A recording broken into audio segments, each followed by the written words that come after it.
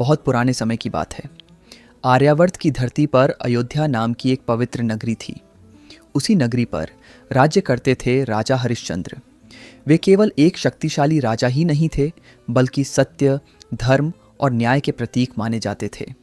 राजा हरिश्चंद्र के राज्य में कोई भूखा नहीं सोता था, कोई अन्याय से नहीं डरता था।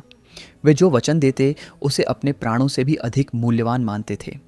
प्रजा उन्हें पिता समान मानती थी। उनकी पत्नी रानी तारामती भी उतनी ही धर्मपरायण और पतिव्रता थीं। उनका एक ही पुत्र था। रोहित राजा का जीवन सुख, शांति और सम्मान से भरा हुआ था। एक रात राजा हरिश्चंद्र ने स्वप्न देखा। स्वप्न में आर्षे विश्वामित्र उनके सामने आए और बोले, राजन, यदि तुम सच्चे हो तो मुझे अपना संपूर्ण राज्य दान में दो। स्वप्न में ही राजा ने हाथ जोड़कर कहा, महाराज, यह राज्य आपका हुआ। सुबह उठते ही राजा को स्मरण रहा, स्वप्न में दिया गया वचन भी वचन ही होता है। उसी समय विश्वामित्र साक्षात दरबार में उपस्थित हुए और बोले, राजन, आपने मुझे स्वप्न में राज्य दान दिया है, अब उसे पूरा कीजिए। सभा चकित रह गई, पर राजा पीछे नहीं हटे। उन्होंने राज्य दान कर दिया। दान के बाद विश्वामित्र ने दक्षिणा मांगी। राजा के पास कुछ नहीं बचा। राजा ने अपने आभूषण बेचे, फिर अपनी रानी तारामती और पुत्र रोहित को बेच दिया।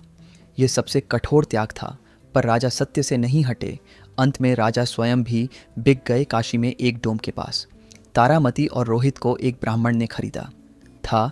एक दिन जंगल में लकड़ी काटते समय रोहित को सांप ने डस लिया। वह वहीं मूर्छित होकर गिर पड़ा। रानी तारामती को जब यह समाचार मिला तो वे विलाप करती हुई अपने पुत्र का शव लेकर श्मशान जा रही थीं। तभी गांव वालों को लगा कि तारामती किसी का बच्चा चुरा कर ले जा रही है। कुछ लोग लाठियां लेकर दौड़े। किसी ने कहा, इसे पकड़ो, बच्चे चुरा ले जा रही है। तारामती रोती हुई बोली, मैं कोई चोर नहीं हूँ, ये मेरा ही बेटा है। रोहित, इसे सांप ने डस लिया, ये मर गया है, इसे श्मशान ले जा रहे हैं।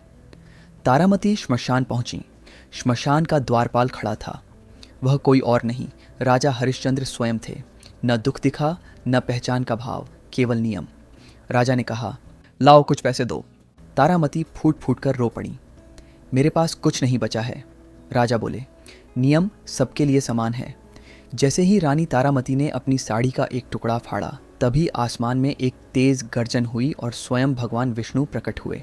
भगवान विष्णु ने राजा से कहा कि हे राजन, तुम धन्य हो, ये सब तुम्हारी परीक्षा हो रही थी जिसमें तुम सफल हुए। तब भगवान विष्णु ने रोहित को भी जीवन दान दिया और उन्हें सारा राजपाट वापस लौटा दिया।